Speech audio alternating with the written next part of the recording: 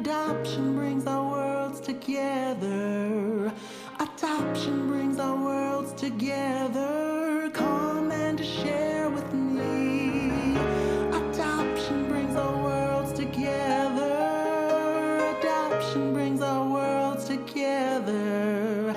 Adoption brings our worlds together. Come and share with me. Share with me.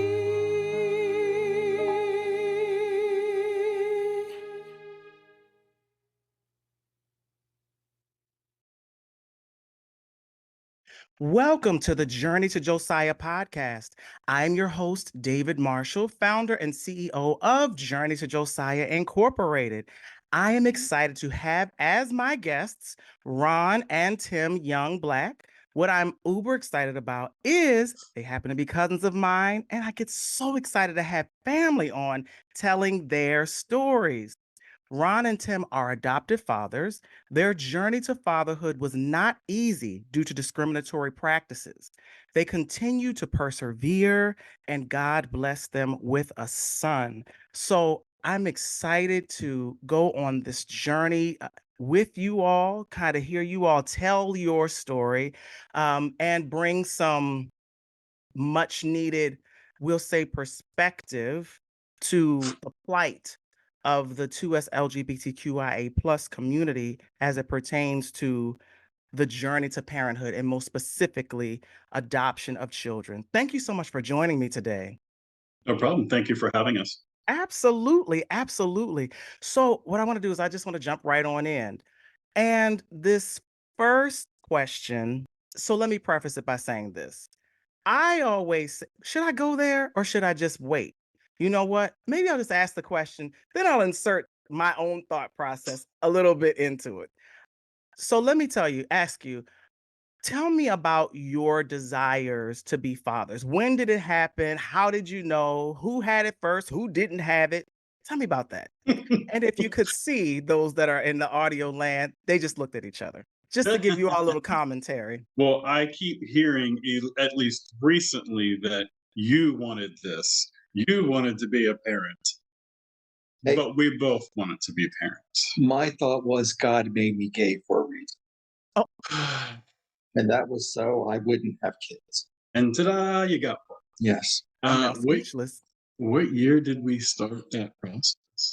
Well, We've been together since 1999, so 2001. yeah, the early 2000s. I mean, when we first became a couple back in '99, we discussed that we wanted to be parents, or we asked those questions. Hey, is this what you're considering in the future? And we were on the same page back then. Like a couple of years into the beginning of the relationship, we went through DCFS or whatever it was called at the time in Baltimore. To do the fostering / adoption training class to get certified. So it has been a journey, but Yes. we went through the class the first time. We started the home study portion. We kind of let the ball drop because I guess maybe we weren't fully ready at the time. We went through it all again a second time. We got cold feet, and I'm a money's person, so I looked at we can't afford to bring a child into our home. Okay. So we got cold feet, a little nervous. Can we afford it? Can we do it? And if that's on anybody's mind, you find the money. Don't let that hold you back because you find the money. Yeah. Yeah, you just make it work. There is no surplus of money that you necessarily need to have a family. You work things out and you figure out what your budget is. I'm glad you all said that because that was in the beginning of my own journey because I went private and then I looked at this price list and I was like, oh God, all right. But I went to sleep and the Holy Spirit said, this is the first of many sacrifices that you'll make as a parent. So that for me is what kind of changed my thought process on this huge undertaking. And that's above and beyond, like you're saying, Tim, just the child in your home and everything that goes along after the fact. So yes, I'm sorry I interrupted you there. So continue on. And we started again. Yeah, so Then you we started started again. the process a second time to get certified since we let it fall through and lapse the first time. And we got as far as having someone come out to check the home for lead paint because the house was built in the 50s. And at that point, the social worker asked if we could commit to a 6-month minimum at that time for the adoption process, the court process, to actually take place. And we said that we could not commit to that at that time because we never knew with Tim's company if we would be relocated. So we were kind of similar to a military family. He could get the call and then be in another state the next month. And then I think about 2 months later, that call actually happened. So, and then we took our adoption process to Illinois, where I don't think we did anything right away with it. So it might have been a year or so into living in Illinois. We had a friend back in Baltimore who was a midwife call. She had a birth mom that was about to deliver her child, and she wanted the child to go to a same-sex couple, whether it be male or female. So she had specifically wanted her child to go to LGBTQ home, Wow. and the child was going to be was an interracial child. Knew with us being an interracial couple, she thought that we would be a good fit. So that got us on the ball, starting things in Illinois. It took a good couple of months, so that opportunity came to us and fell through. It took us a good couple months to find a company or organization that would even do our home study because we were a gay couple. So that was like the first major hurdle. I mean, the minor hurdle we had back in Baltimore was that because we were a same-sex couple, we could only adopt a child of our sex. Like we could not adopt a female child. We could only adopt a male child. So that was a whole. Can I ask you, in that, did they give any kind of explanation? So we're talking again, is this 1999? Early 2000s. 2000, 2002, maybe. Okay. And so you were told you could only adopt a boy given that this is a same gendered male couple. So did they give any further explanation as to their thought process behind that? The thought process, I believe, was the fear of Sexually abusing. sexually abusing a child. Because even if you were a single straight man, you wouldn't be allowed to foster a female child. So that's the only thing we could think of, was that it was because of sexual. Let me ask you this. Do you know, I mean, and it didn't really pertain to you, so you may not, was the same rule applied to women? Yes. Yes, Really? Okay. Yes. All right. which we still looked at the person saying that, and it was like, okay, we're gay, so if we have that tendency, wouldn't we be more likely to molest a boy than a girl? It made no sense. I don't know where their rationale came from, but a same-sex female couple could only foster and adopt a female child, not a. Did you And feel if like you were a single person, so not a married couple, a single person, same situation, you could only foster / adopt a child of your orientation.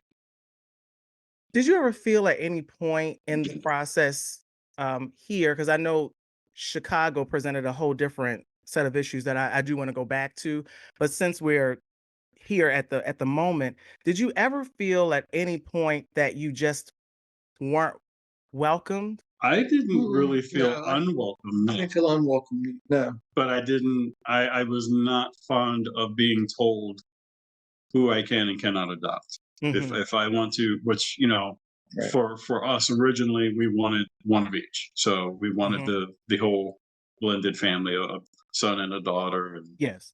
if the child if the children were different races, that would be fine too. But being told, okay, this is my time and my money that I'm investing in this process to create a family versus somebody in the backseat of somebody's car, you're not going to tell me who I can or cannot adopt. So, Right. so other than that, the experience with them at that time, we had no issues. We had always felt welcome, and Okay. even the caseworker that we were dealing with was. Mhm. It was a nice caseworker. She was. Okay. Okay. And so we'll go ahead further. So you were in Illinois and then we went back a little bit, which is fine. So now going to Illinois, you started the process and you had a series of hurdles because of being a gay couple. Yeah. Yes. Yes. Yeah. We. I guess you probably did just as much homework looking on the internet trying to find a home study, because we weren't going through an adoption agency's full process. We were trying to do private adoption versus going through an agency. We just needed the agency for the home study because in that particular situation, the adoption opportunity came to us. So looking at what it costs to do surrogacy, looking at what it costs just to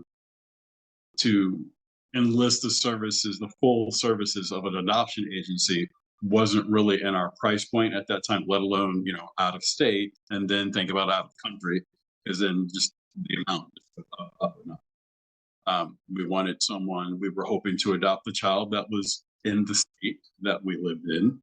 But that particular child, of course, was Baltimore or Maryland. So I don't know, I'm rambling. It just took a while to find an agency that would actually talk to us and do the home study for us. That way we can move. That none of the Christian agencies would even consider, none of the Catholic agencies would even consider coming out to do a home study. So we ended up finding a private. Well, it was Lutheran. It was a Lutheran one. I didn't think it was affiliated with anybody. Pretty sure they are. Okay.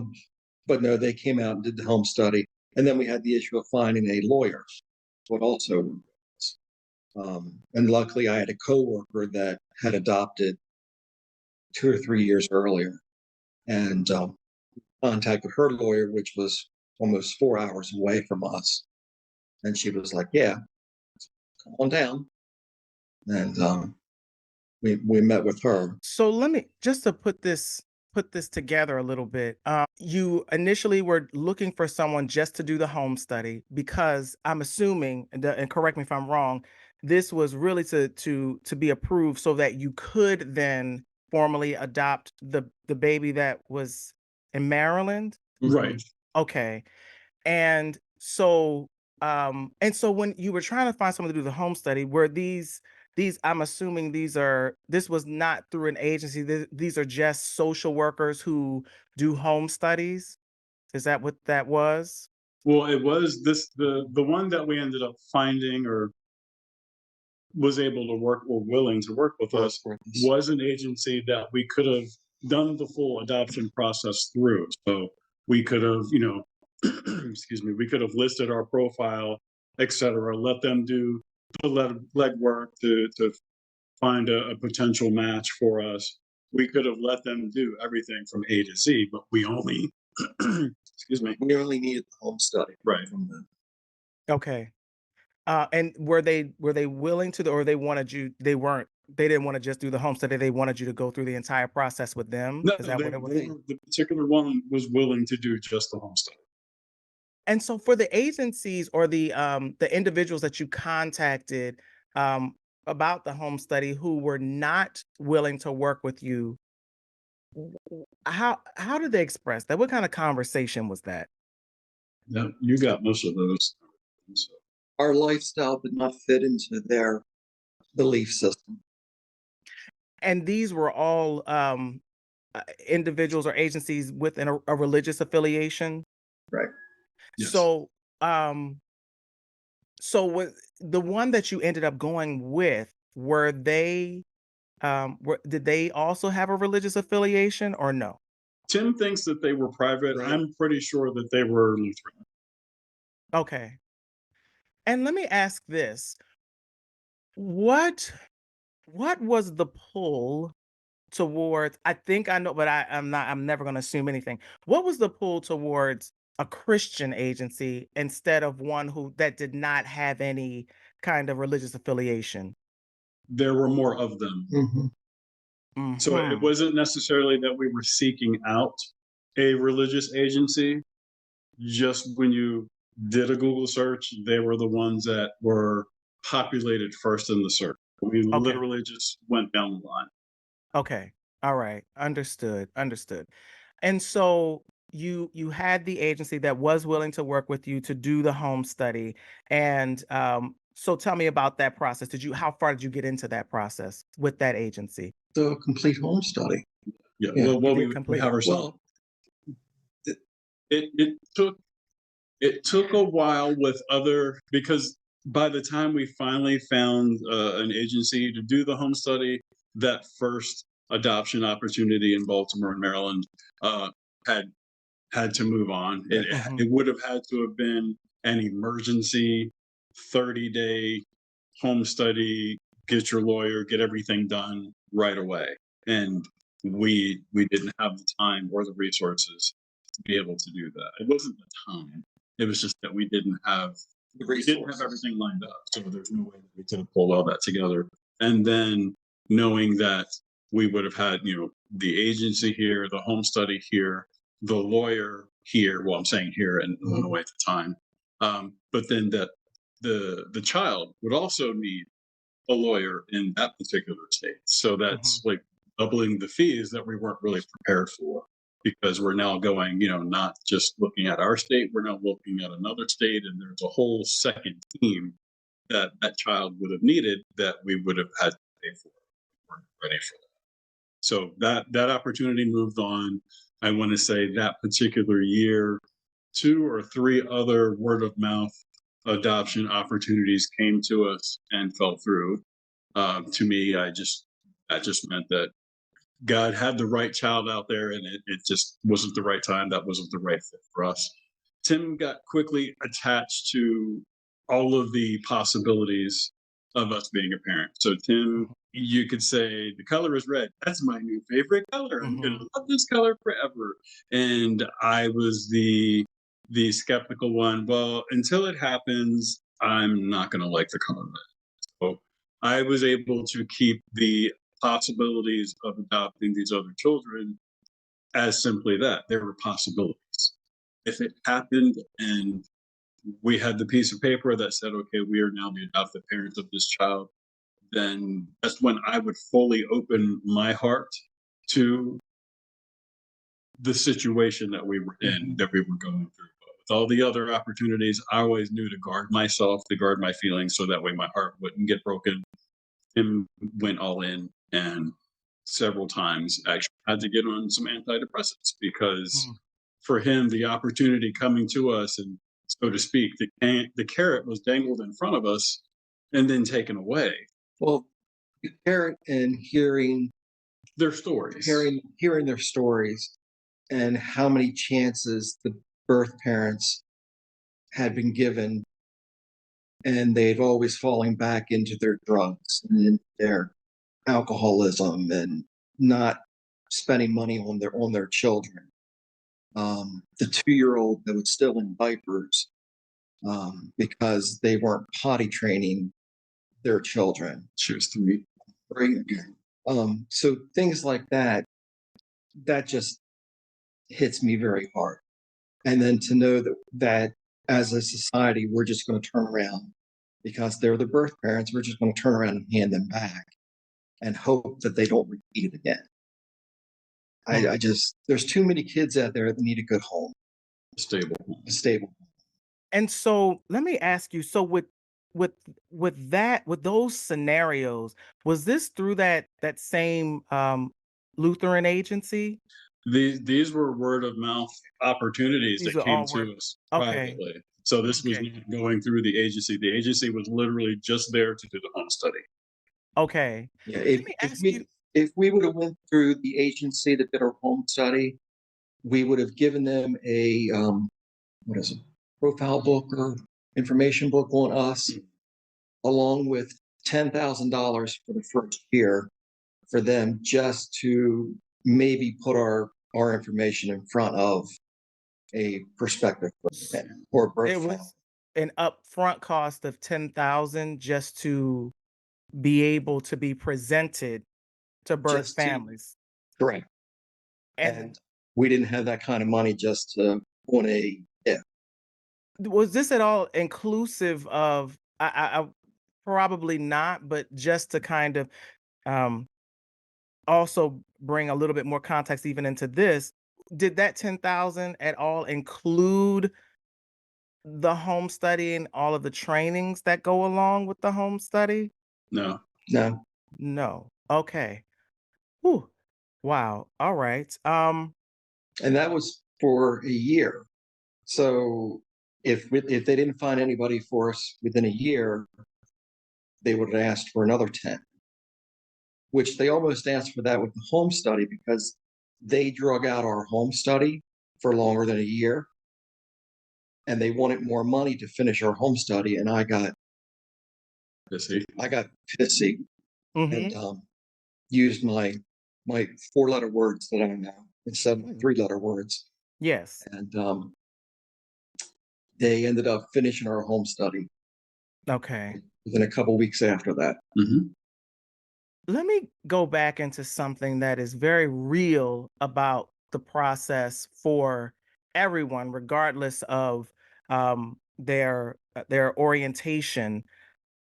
The whole and it sounds like there was a great balance in terms of Ron, not so much you could compartmentalize, I would say, Yes. in terms of the emotion. And Tim, it just you couldn't.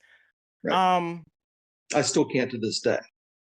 It's like, when don't mess with my kid mm-hmm, mm-hmm.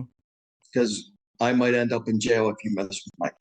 Yeah, yeah. No, again, that's real. I feel like that's becomes us as parents. You can do Mhm. many things to us, but don't let it happen to my child. So no, I get it. And you and with this, you say, and I don't want to go into spaces that are dark spaces that are not comfortable, but the reason why I'm asking this is because even a part of what I do with Journey to Josiah is helping families to navigate the weight. I always say to people think the home study is the hardest part of the process because it's so much there's so much work. There's paper here, paper there, go do this, just a whole bunch of tedious stuff. But really the hardest part is the weight because you're always in that space of will it happen? Of Right. course, the win, but will it? And so it can take a serious emotional toll. Was there ever the point in that either one of you said maybe this is just too much and I don't think I can handle this part given the emotional toll that it took? I won't say that I ever felt that way. It was just that at least the actual home study and us being honest about who we are, who we were, where we've come from, what our family situations were like, what it was like for us growing up. We had so many hoops and hurdles that we Mhm. felt we had to jump. I mean, autobiographies that we needed to write and counseling that we had to do to prove that we were over all of the childhood trauma that we separately experienced growing up. There was just a lot more than what a traditional couple goes through when they have a child. They don't have to do any of that. Yeah, I don't think either one of us gave up on it. No. With me, it was more depression. I did Mhm. feel depressed that, every time there was a child put in front of me, it was pulled back. Even with the child that we ended up adopting, he came with issues at the beginning. And the last night that we were going to go see him, they were going to find out whether the guy that she thought was the birth dad was the birth, and he was going to take care of the child. Well, that night we went over to see him. I was holding him, and it got time to go home, and I was like, "You're going to have to take him from me because I don't want to let him go." That was hardest night for me, was letting him go after I had been there every night holding him and having him sleep on my chest and knowing that the next day he might not be mine. That was very painful. Yeah. So defining that situation more, it was advised that the birth mom gave birth to him via C-section. He and birth mom were in the hospital for a couple days afterwards for whatever reason. I think they thought that he was a preemie, even though he was full, a healthy weight. They got discharged. It was advised that she take the baby home, even though she had nothing prepared for raising a baby. It was advised that she take the baby home because if the DNA test came back that it was the possible father's child, he was going to take the child and take responsibility for his parents.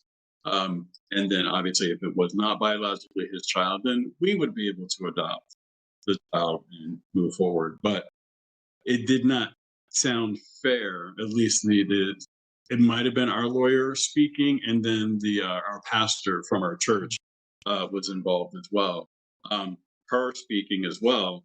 It wouldn't be fair to us to be able to bring him home with us from the hospital and it end up being his child, and then we would have to give him over or surrender him over, and vice versa. Yes. It was advised that she, who had no intention on keeping the child either way, she was happy with the child coming to us. She was happy with the child going with the guy she thought was the father. She needed to get her life back together, etc. So she was just happy that the child would be cared for either way. So we were invited to the family's home every day after they were discharged, visit with the baby who had a different name at that time. And so Tim is speaking on that. So we were at the hospital every day, and then they got discharged, and we were at their family's home every day. So we got to see him every day of his life until, I don't know. I don't think there was any time that we didn't get to see him. But then, yeah, it came up to the next day was when the results were supposed to be in, the DNA results, and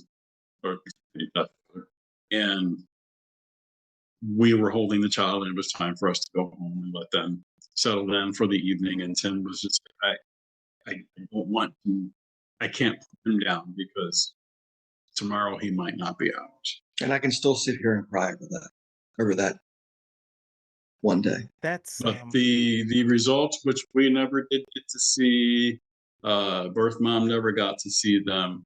Basically, the guy who she thought was the birth dad got the results.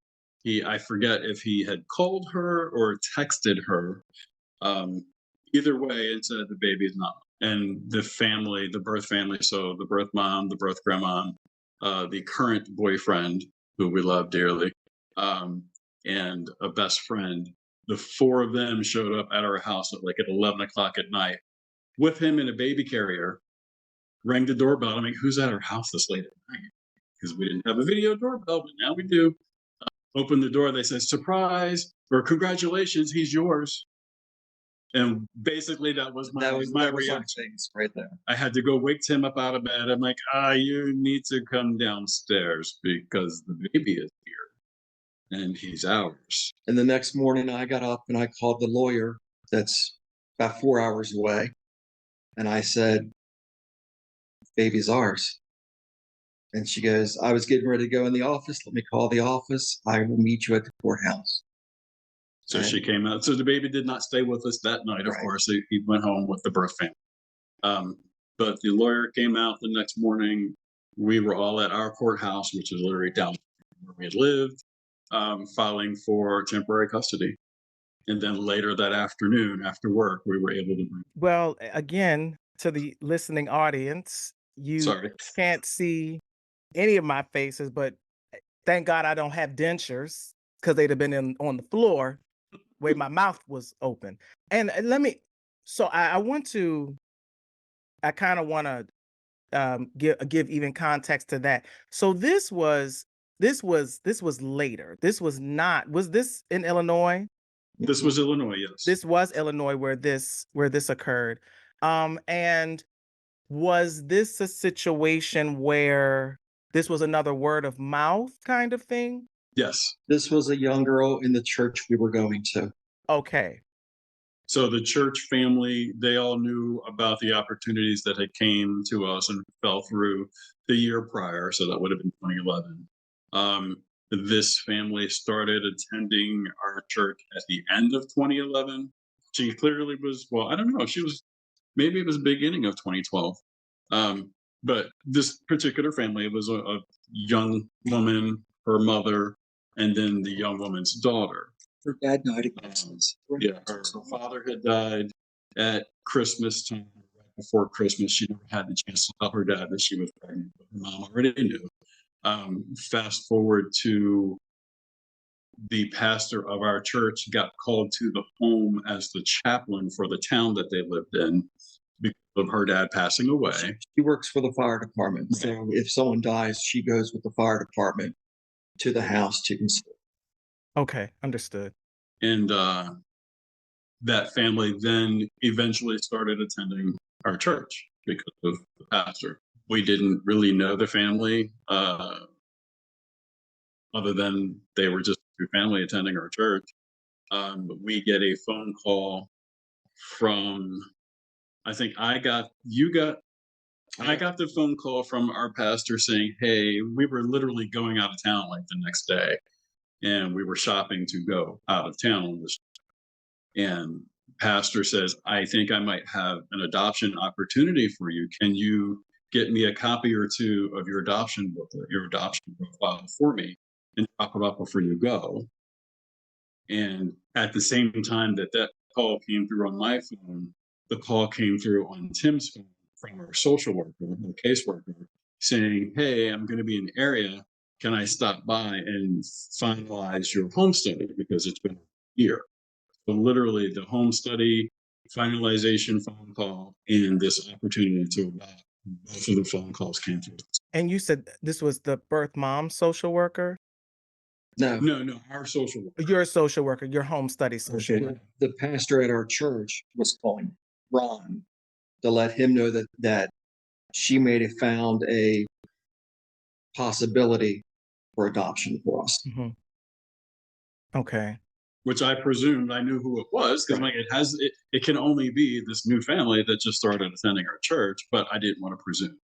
I didn't Yes. want to get overly excited about it. So we got our profiles to her and we went off on work. And the following week we met at the church and sat down with pastor and the family. And it seemed to be that we hit it off. I mean, the chemistry was there. I don't know. What more do you want to say about that? I mean, it seemed like a good fit. Right.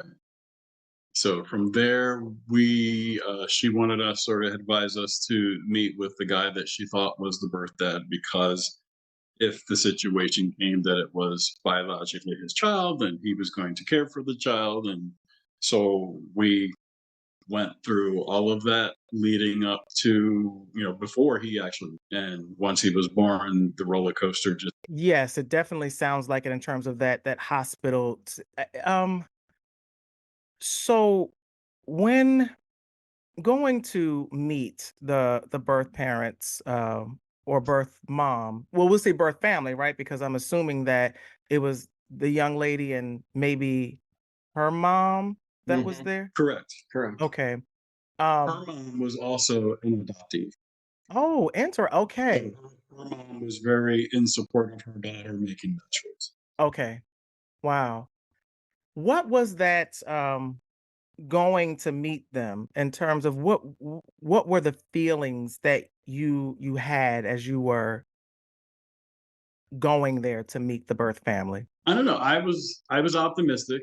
Obviously nothing is said and done until you're signing your name saying, "Hey, you're now the parent of." Um, but I was very optimistic. I was very happy. I had the butterflies, but I still had that distance where I was keeping part of me locked away without fully diving into it because it wasn't a done deal yet. It wasn't okay, this is definitely. And it's more of a two-way interview Mhm. because they're interviewing us basically to find out whether we're fit for what they feel that they want to place their child into. And I know we asked questions of her on, why she was doing this. What was her reasoning for placing him up for adoption? Has she been going to her visits, Right, etc.? right. And, the answers came back, she wanted a better life for her baby. She was going through a divorce with her husband. She already had a I think it was 3 at the time. 3-year-old, and she wanted to go back to school. She wanted to get her life back together, and adding one more child into that mix was not in the book and to do. So yeah, I mean, we interviewed back and forth. That's basically what that time was. And so then we'll fast forward. So do you know how far along? Can you remember how far along she was when you met her for the first time? When we met her, I want to say it was March when we officially met as the possible, adoptive family. It was March when we met, towards the beginning of March, I think. The baby was supposed to be due in May, and I got a phone call on a Saturday, the day before Easter. My water just broke. I'm like, okay, well, Tim's taking a nap, so we'll come up to the hospital later. And Tim's like, no, if her water broke, we go to the hospital with her now. We go now. So he was born technically a month early, even though he was fully healthy, fully developed, a good body weight or good healthy weight rather. So we basically got to know the family for about a month before he came into the world. And getting to know them that month prior, did you all have much communication in that month, or was it just that one meeting? Well, church every Sunday. Yeah, I mean, church every Oh, Sunday. you would see each other Because they started attending the church that we were already members of. So we would see them at church every Sunday. every Sunday. I can't say there was any extra dialogue Mm-hmm. because the baby wasn't born yet. So I don't know. It was weird to talk about it beyond, whatever their comfort zone was. I can imagine. And beyond the minister announcing it to the church, well, because, everybody saw that we were getting close to Right. this family, and they knew that she wasn't going to keep the baby.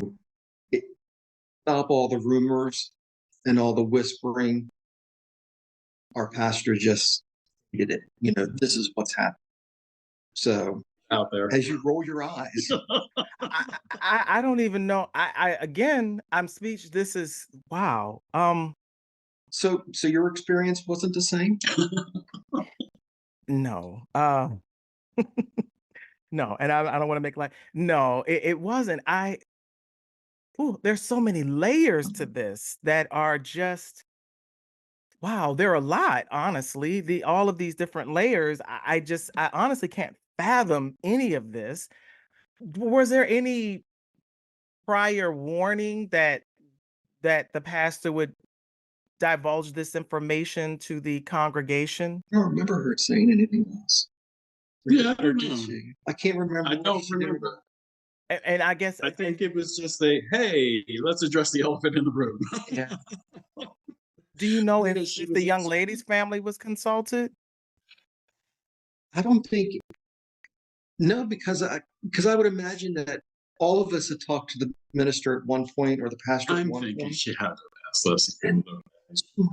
She had to. I just can't remember that far back.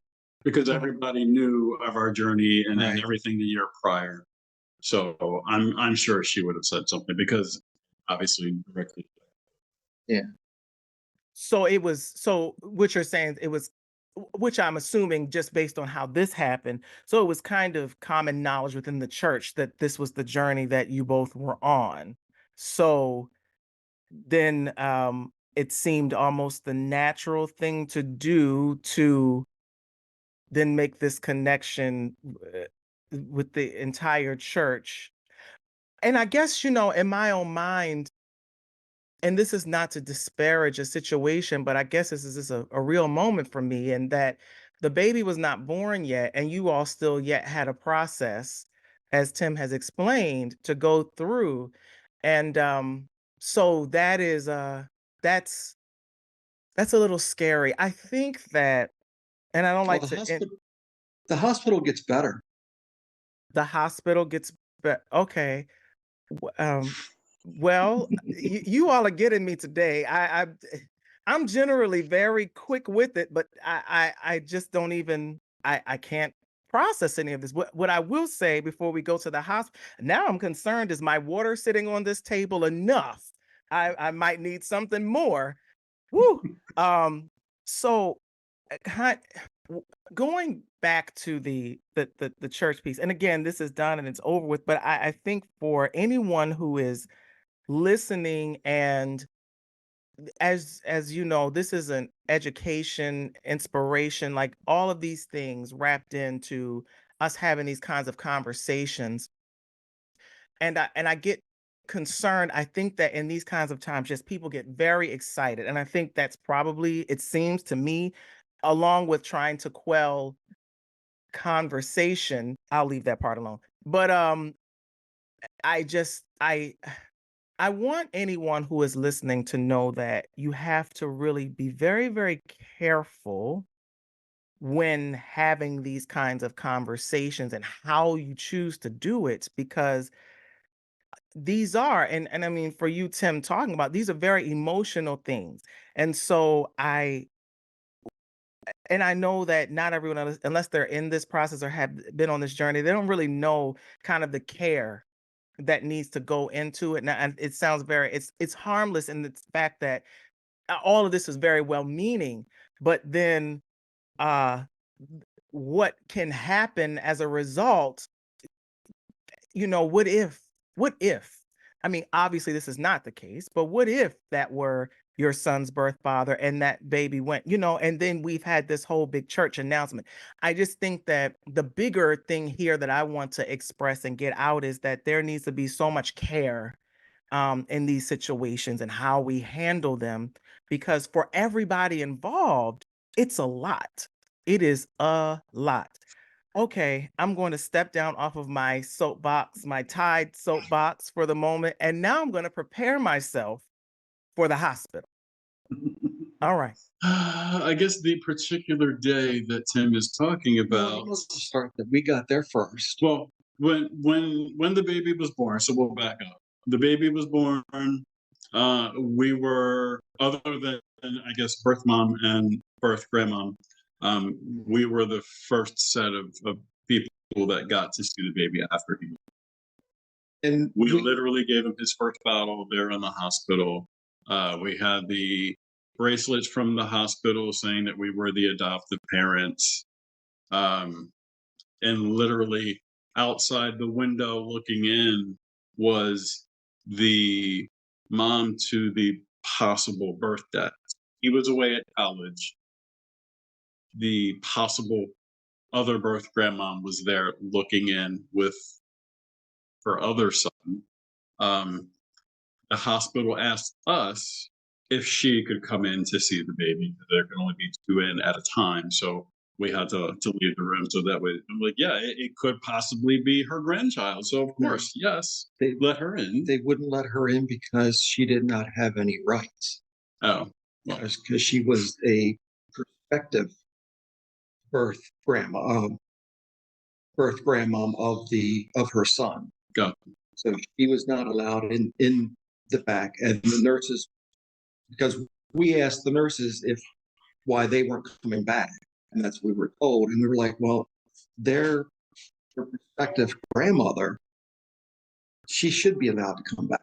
So she was given a wristband because we said that she could come back.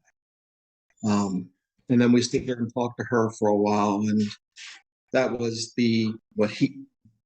prospective dad didn't get there till the next day. Yeah, it was a couple days later because we kept going to the hospital like every day to visit. It was a couple days later that the possible grandfather, so the father of the guy that could have been the birth father, flew in from Texas. So he is there with the possible birth dad's mother, his ex-wife.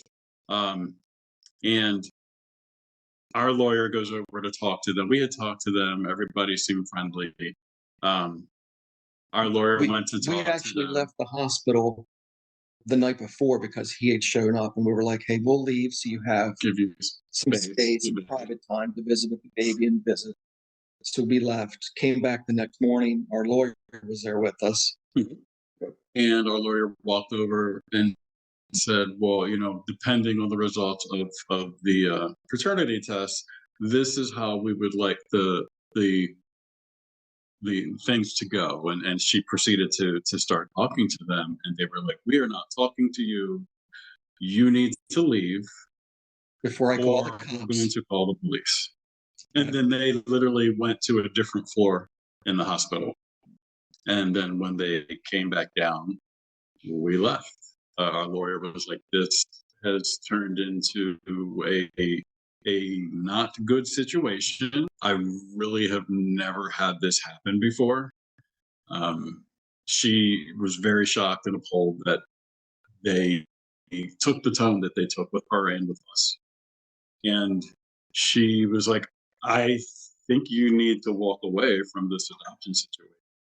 She was, I'll refund the rest of your retainer. I think you need to walk away. So literally, before we left the hospital, we were on the phone with the doctor to get Tim medicine because he went to 0 to 60 in depression. And she actually refunded the money to us. It came back into our bank account. So as far as we knew, this was a bad situation. Walk away completely.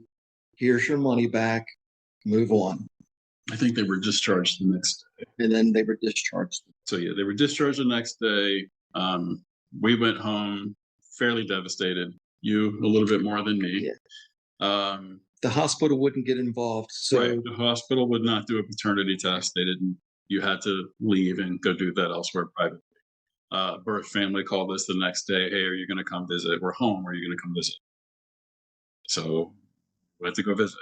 So we went for, I don't know how many days it was until the paternity test. And I'm assuming that the birth family knew all of that things that were transpiring kind of around them, right? As it pertained to the perspective or potential. We let them know. Yeah. Yes. Oh, We okay. let them know, hey, this is what happened out in the waiting room, and this is why we left. This is why we felt we needed to leave. And they still wanted us to come and visit. Oh, they told his parents that they were not allowed to visit the house and to stop sending gifts and everything to the house because they were overwhelming them, and just to leave them alone until the paternity test came back. But for us to continue Right. coming. We were allowed to come over. all I can think of, honestly, in this moment and hearing this is, this might seem like a dramatic word, but I feel trauma in all of this on so many sides, right? Because there's the trauma first and foremost of a birth parent who is making probably the most challenging decision they've ever had to make. That's one. Because the thing I always say when I'm talking is that people have this misconception of birth parents that they just did not want to parent their children. And I don't like those because that more often than not is not true. It's a stereotype that people just decide, oh yeah, they just didn't want to do this, so they just gave, and then they say they gave their children away. Another horrible thing to say, because that's not what happens. We don't use that word because then it sounds transactional, and we're turning a child into a transaction, and that's not how we view our children. So there's that trauma. There is the trauma clearly on you all. There is the trauma also on this birth, the paternal side, the prospective paternal side. I just That's just so, there's so many layers to all of that. And I can't even fathom that. I mean, if they're sending gifts, then they have already amped themselves up to believe that they've got a new baby coming. It's just so many things. Oh, Lord, I don't even. So, all right, I had another It moment. was a blessing that they did send gifts because she wasn't prepared to bring a baby home. So Mhm. thankfully they did bring the things that she needed to take care of this child while the child was going to be in her. So Mhm. it was a blessing in disguise, Mhm. but they started feeling overwhelmed. So then they asked that family to back off. It's an overwhelming situation. All of what you're saying is overwhelming. So I can imagine. So the paternity test obviously comes back that this young man is not the birth father, and you all, because I want to go back to the I might have gotten a little lost. I know at some point they came to your house at 11 o'clock at night. This was because they found out about the paternity first through He a text. the possible birth dad, prospective birth dad, found out. He then texted or called birth mom and said, "Baby's not mine." And then more or less 2 or 3 hours later, birth family shows up. Birth family minus birth dad, of course. The birth mom and her family showed up at our house. At 11 at night. Mhm. But then Mhm. they still had to, how long, so and then they still had to go back home with the baby, right? Correct. Until all Correct. legalities were Right. taken Right. care So of. that's when Laura literally came in the next morning into town. She drove the 4 hours to get there to be there when the court opened. Um, so that way she could file for us to have temporary custody. By that night, he was in our house under temporary custody. And temporary until finalization.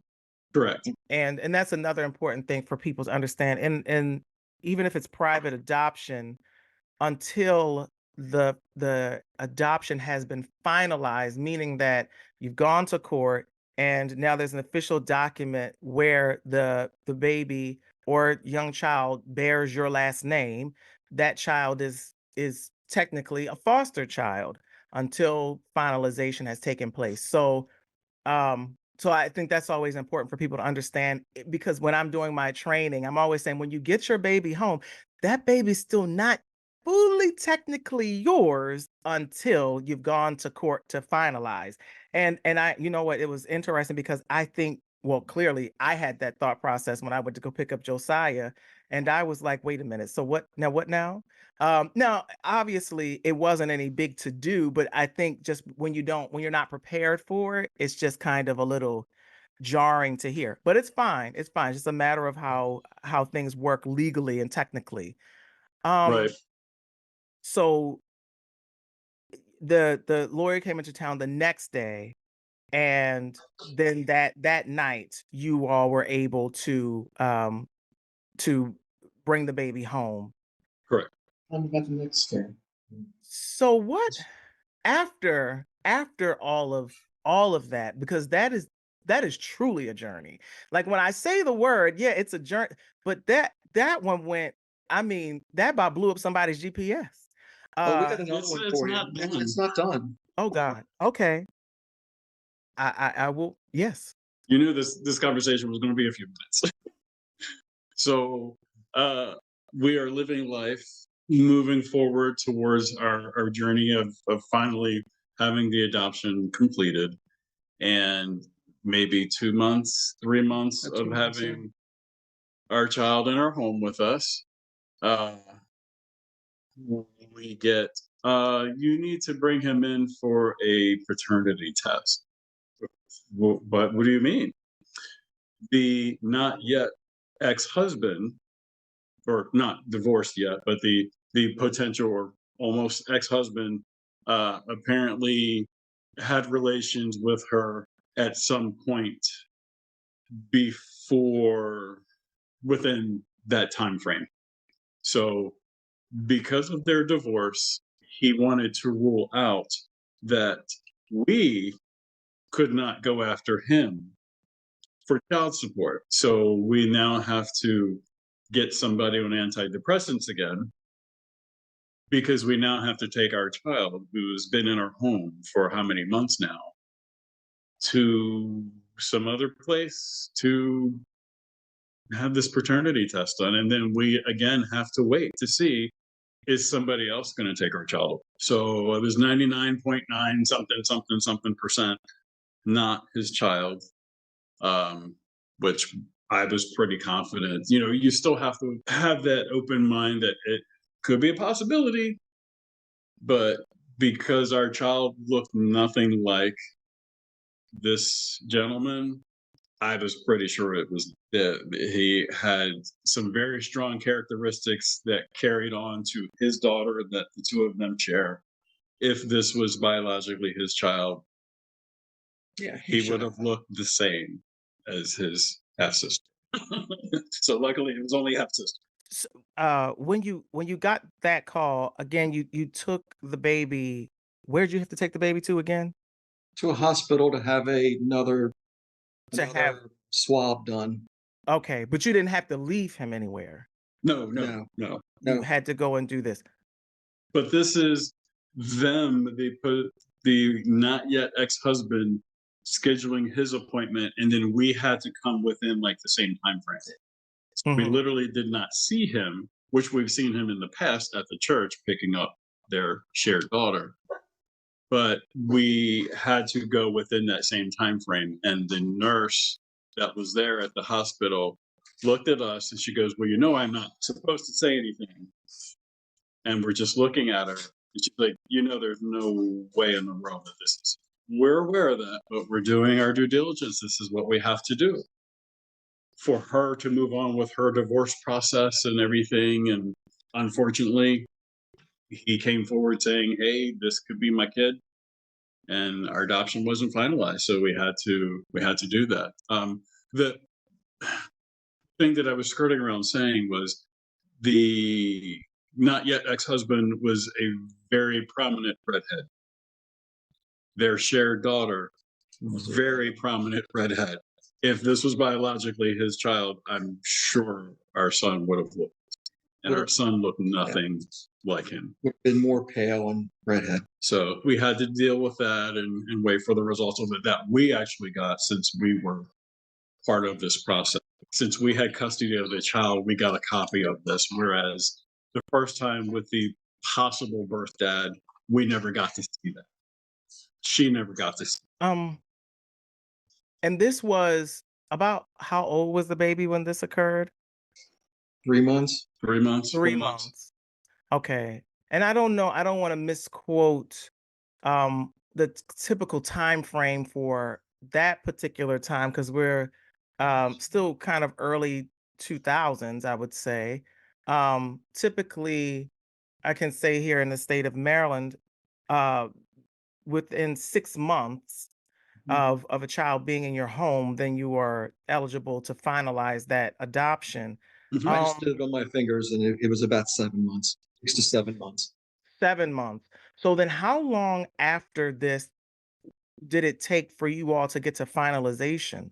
6 months, 7 An months. additional No, we finalized about 7 months after he was born. He Oh. was born April 12th, and we October. finalized the adoption October 25th. Okay. So Eh, May, June, July, August, September, October. 6. So it was 6 months. So that didn't prolong No, finalization. Okay. but It it was was just a bump on the road along the way. Yeah, an extra very bump much that so. we did not expect. Very much so. Um, so let me, I guess, moving all the way forward. Again, this is a first in this kind of story that I've heard. But adoption journeys, it's important for everyone to realize, are not always, we'll say, straight and narrow, for lack of a better term.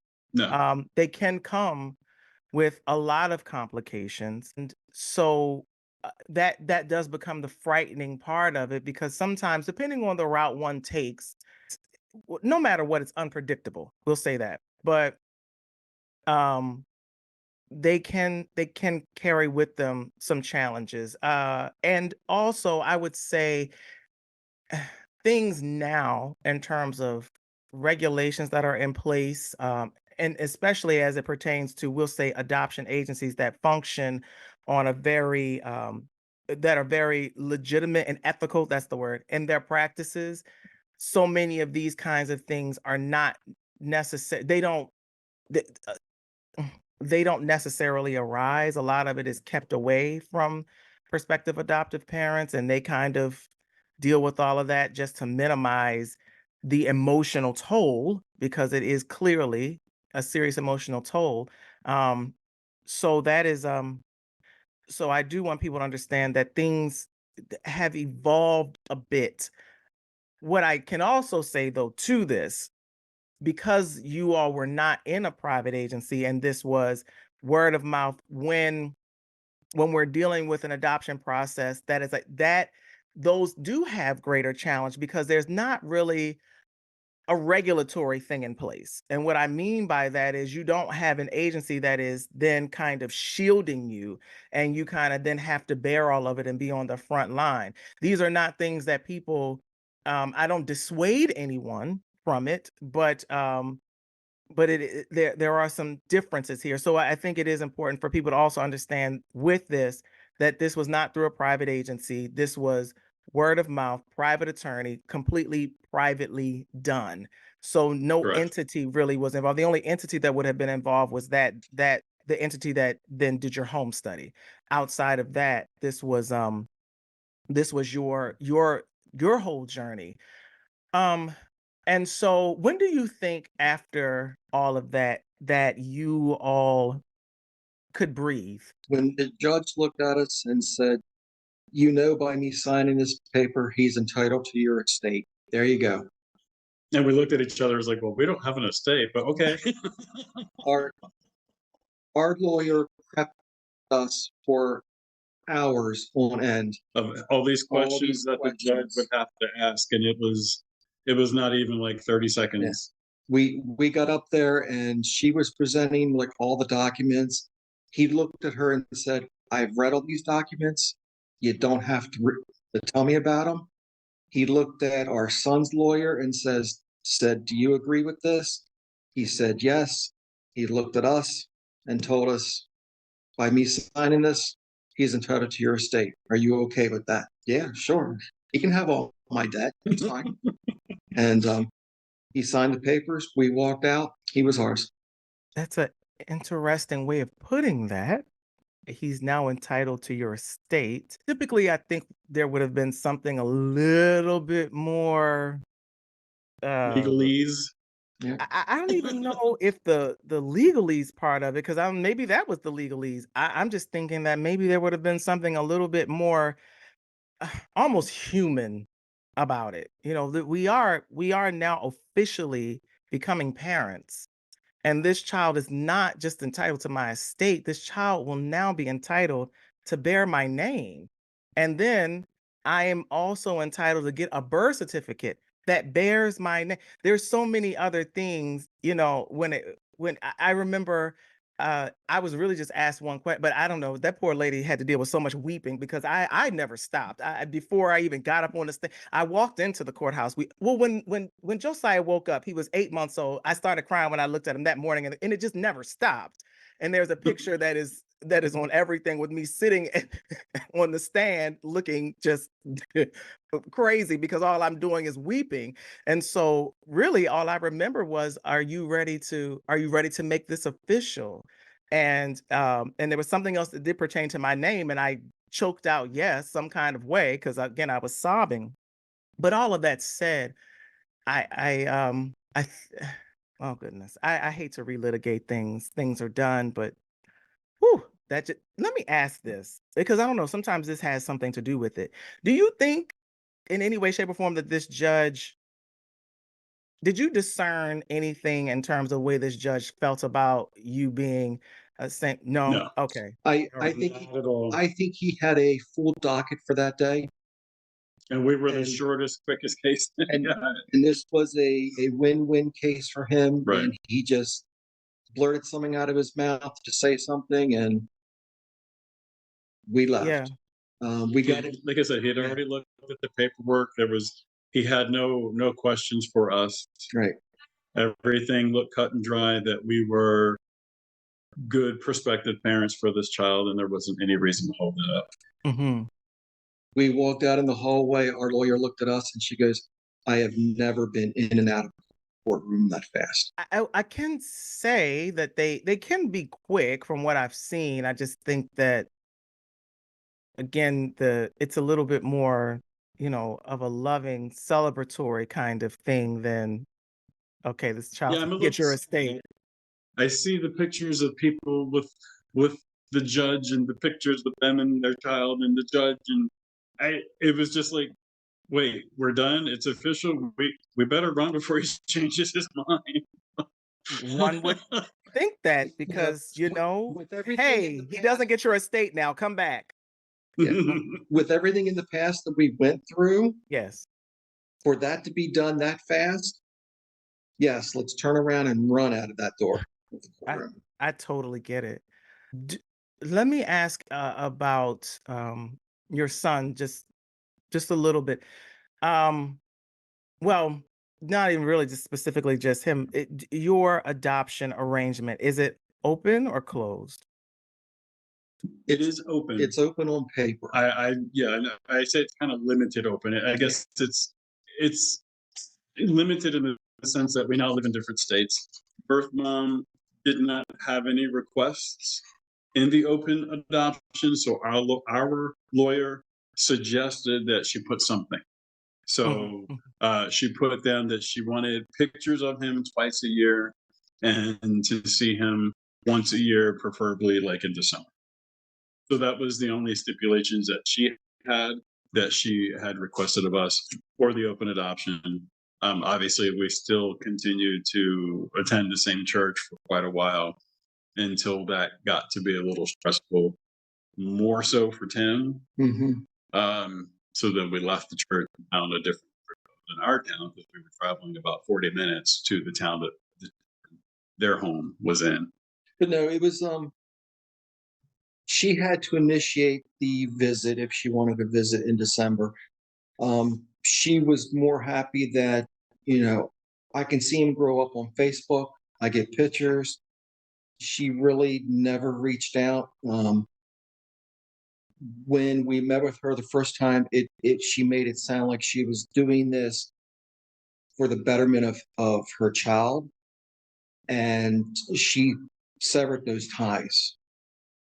It was more so grandmom That kept Okay.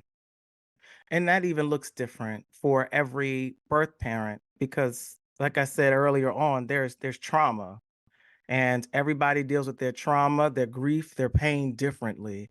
And it's always important for people to understand that in this there's a huge loss that a birth mother and birth father, if the birth father is involved, have to endure. And how they handle it, how they process it, it looks different for everybody. And I just say that so that people understand that there are some of those beautiful extended family kind of scenarios, and then there are some that you know it's not that something bad happened as much as it was there just was this natural distance that happened, and we have to understand that that really is in large part for that birth mother to process the loss, even though they were very willing, right, and they knew that this was something that they had to do. It doesn't minimize loss. Yeah, Because as you said, Tim, you were like, I couldn't imagine in that hospital situation, right? With them on your chest, and then somebody had, being able to take him, eh, not being able to understand. That's the same thing, right? It's the same kind of thing, we'll say. yeah, she wasn't going to name him in the Mm, hospital. mm-hmm, She was going to give him the name that We were going to get. we were going to give him. mm-hmm. And our pastor was like, no, you need to name him. So you have, if down the road you need to grieve, you're not grieving someone that you see in church or someone that's still alive, that you're grieving someone that has been, how do I put it? That's no longer there. So yeah, so he had her maiden Right. last name. His middle name was her father's first name, so her father. And then I want to say the first one was With a friend of theirs. biblical. It was biblical too. Yeah, it was. It was one of the people that they knew from the other family. So our pastor suggested, hey, you might want to name him something of your own, so that way when the adoption is finalized, if it was able to be finalized, then we then would name him what we wanted to name, because we probably need to go through a grieving process. Yes, that part. Yes, the grieving. I don't understand. But this is the other thing. We are dealing with a very well-intentioned pastor, and this is not to berate the pastor, but this is when we begin to realize just how adoption and the way they're handled, they have to be handled in certain ways. And when you don't know, it can sometimes not be handled appropriately unintentionally, right? And so that just seems like something that probably what wasn't necessarily the best kind of thing, although I understand it. I get the principle there, but we just have to handle these processes with so much care. Right. And people are well intentioned and they don't know that sometimes they're just adding to the emotion there. So um fast forward a lot of, well, not a lot of years. Well, how has this how have you been able to navigate this with your son in terms of his understanding of his story? From day one, I've wanted him to know, quote unquote, where he came from. Mhm. I have heard the horror stories of teen or adult adoptees, you know, being angry with their adoptive parents because, well, you held this from me, you didn't tell me this, why was it a secret? So from day one, I've always, I think, kind of forced Tim's arm some, but I've always just used the terminology: birth family. You have a birth mother, you have a birth grandmother, you have a birth half sister, you now have a second birth half sister. And he's actually seen pictures of all of them. Right. So anytime, even before he could understand, I was always showing him pictures. Mhm. So that way Mhm. there would be some kind of connectivity. Connection. Then Yeah. once he was old enough to understand it more, well, where did you come from? Here you go. Yeah, Mhm. this is your birth mom. And Mhm. and Mhm. here's your birth, and here's you with that. Yeah. Yeah. So I have those pictures as well. And to know that she's happily remarried, there is a new half sister, so technically he is now a middle child, a second child, biologically. He's already had the questions because of being, now teased in school. Now that he's in middle school, it's probably a whole new level than it was in elementary school. But because he's adopted, because he has two last names, because we hyphenated our names in advance of adopting him. And then because he's got two dads. Like, well, isn't two dads better than no dads? That's how can we educate you to be able to come back at these comments from kids, because kids are just I mean. mean, They're very mean. And when they don't understand something, it's typically coming from a lack of education in their own. So I don't want him to be combative. I want him to be able to, I want to educate him so that he can educate other kids. When they see us, they don't think anything of it. They're like, oh, there's Marshall's dad, or in some cases in elementary school, there's Marshall's dad, there's Marshall's granddad. Oh, And Jesus. Kids trying to make sense of it. not just in school. Kids were not used to, oh, you have two dads. We've also got it at the barber shop where the barber says, is granddad okay with the haircut? And, Yeah, the barber was talking to me about how mom was gonna like the haircut, and then does granddad approve? Yeah. The I things think we have to navigate. well, I'm me. I'm an open book. Mhm. I'm not really afraid of anything. So I I always walk into all situations, even just with us as a couple, I walk into all situations typically, here lately, not so much, but typically very neutral.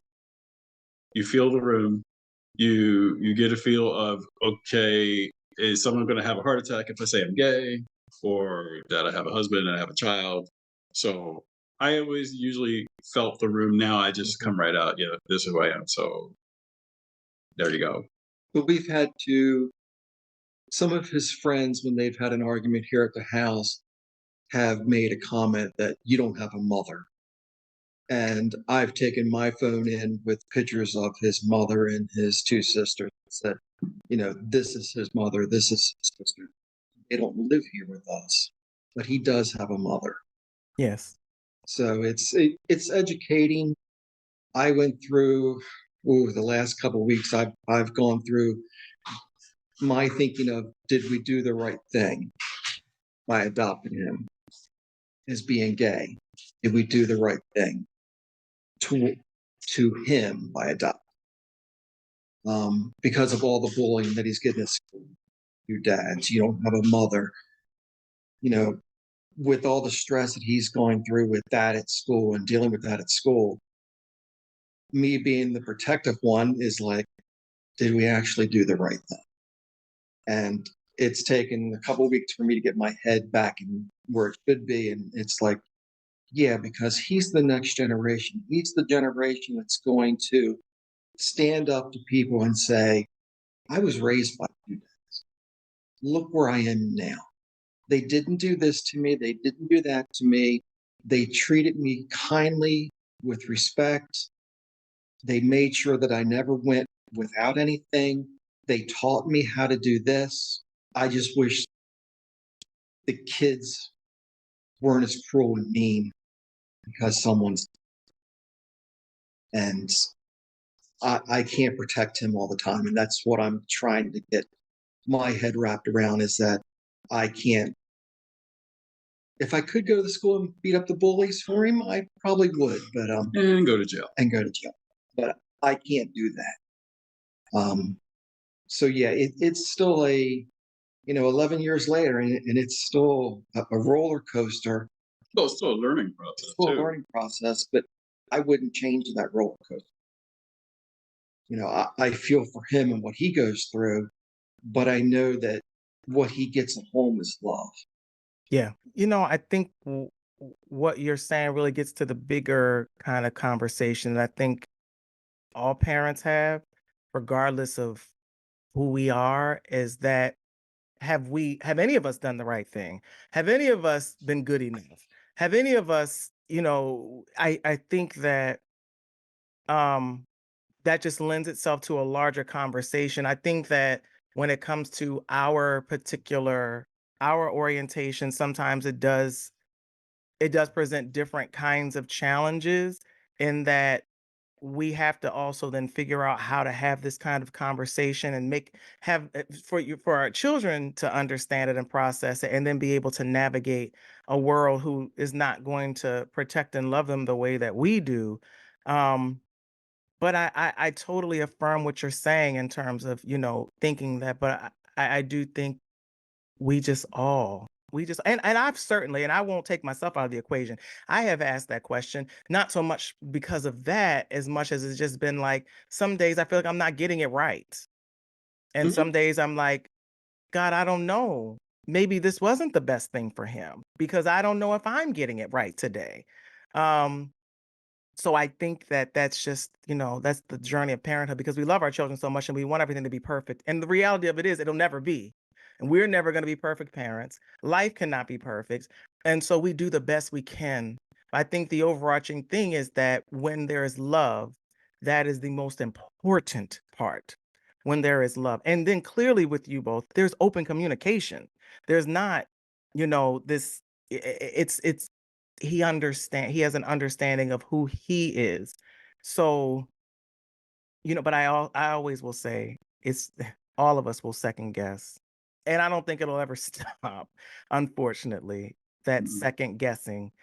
I don't know that parents of our generation would be so willing to, agree to that. Sometimes they are, but as we've evolved and children are no longer just seen and not heard, we then think a little differently in terms of wanting to get it right, um, Right. as best we can. I guess it would go without saying that my assumption that the attempts to ever adopt again probably went out the door after all of this. No. No. If if I was not turning 60 this year, Hmm. we would probably still be looking. Wow. We looked And at it. We were like, okay, this is his birth year. Let's add 18 years to that. How old are we going to be when he turns 18? I Yeah. personally, selfishly, would have wanted to adopt another child as an infant. We both had to immediately go back to work right away, so we shared the 6 weeks that we had to wait before we could get him into a daycare. Um, we both got time off of work. Luckily, both jobs gave us time off. There were still a lot of firsts that I feel we missed that we kind of got secondhand. We had a great daycare.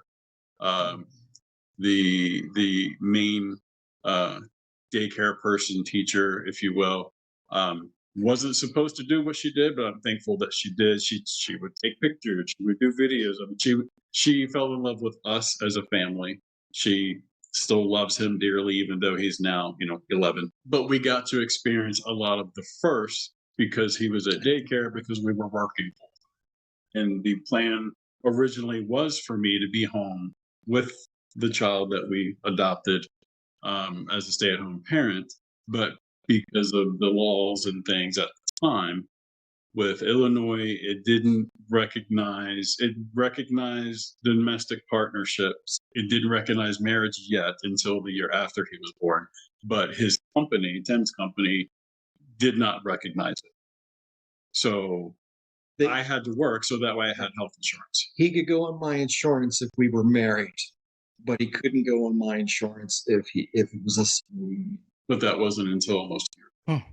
So I just feel that we missed a lot of the firsts. Mhm. Mhm. So I would love the opportunity to adopt again, maybe a couple years ago, um, to be able to experience all that. But Right.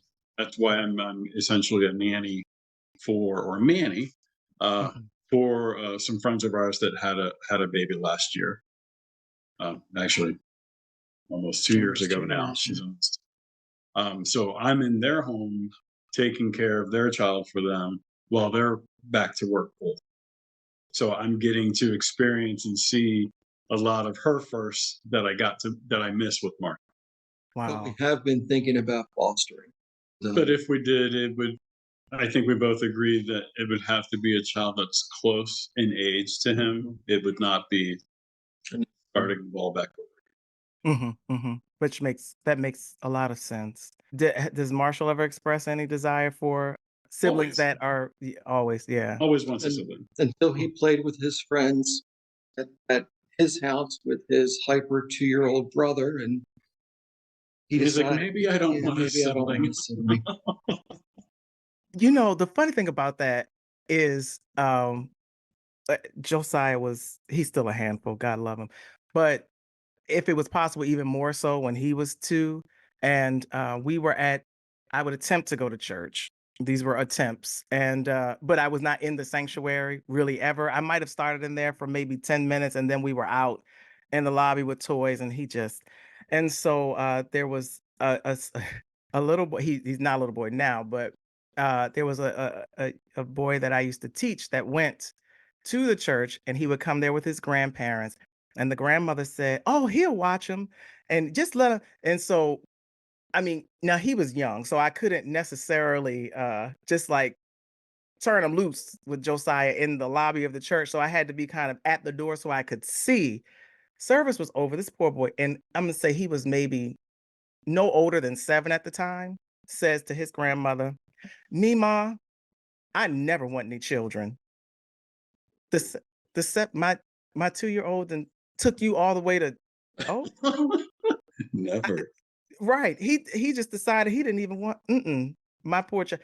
But so I get it. The 2-year-old has, uh Would taken. I want a clone of our son? Would I want another child with the exact same personality? I don't think we have it in us Mhm, mhm, to handle two. So mhm, it would be the hope that that child would be drastically different in personality. mhm. Yeah. And the good thing is they Yeah. tend to all be, we'll never get 2 of the same. But I share that sentiment. I don't know that I could have done 2 of my dear child. Ooh. Yeah, I don't know. But yeah, It's been a recent conversation for us still of you know it's not necessarily that the clock is ticking, but if we're going to foster, we need to jump on it now. And mhm, how much would the family have to restructure? We downsized to this house, home that we live in. There would be a lot of, it would be a very big adjustment for okay. as well. Mhm, So mhm. a lot of, it's one thing to share with friends, but then to share with a friend that's there 24/7 is a little bit different. Very much so. Very much So, so. and the spoiling, I guess, that has happened because in our home, he's an only child. Mhm. Us trying to give him the things and the experiences that we didn't have growing up, that would drastically change if another child comes into the Yes. Very much so. Very much so. Let me ask you this as we begin to tie all of this into as neat a bow as we can put on it. Um what I always ask my guests to share something. Well, what I call it is a sprinkle. Leave it to some gay man to come with a sprinkle, but hey, it's what it is. And so, and really what that is something that you can impart. Um, because your journey has definitely been a journey, but clearly you got to to the ultimate place that you wanted to be with the greatest gift I'm sure you've ever received in life. Um, so what both of you, one of you, it doesn't matter, what would you want to impart to our listeners? If you want it, don't give up on it. It might not come the first time, it might not come the second time, but don't give up. Somewhere down the road, all the stars will line up and you'll have that child in your home. I love it. And that's applicable to everybody. Whatever it is, don't give up. Thank you. Thank you very much for that. Thank you, both Tim and Ron, for coming and being so transparent and so giving of, I would say, your lived experience and inviting people into lived experience um that I'm sure for you living it at the time was not really the easiest, but somehow in some way, and you sharing it, it does help someone else on their journey. And really tying it all in was so perfect in saying, don't give up, because certainly there are people, and this is, and again, whatever your journey is, it doesn't necessarily have to be the parenthood. Whatever it is, there is no straight path. I always say there's a song that I like, I don't feel no ways tired. And part of it says, nobody told me that the road was going to be easy, but God didn't never bring us this far to leave us. So knowing that, we just have to keep moving forward. So again, I thank you both for coming and sharing and being so open. For my listeners, I'll leave it with this. Don't give up. If there's any information that you want about Journey to Josiah, you can always find it within the description of this podcast.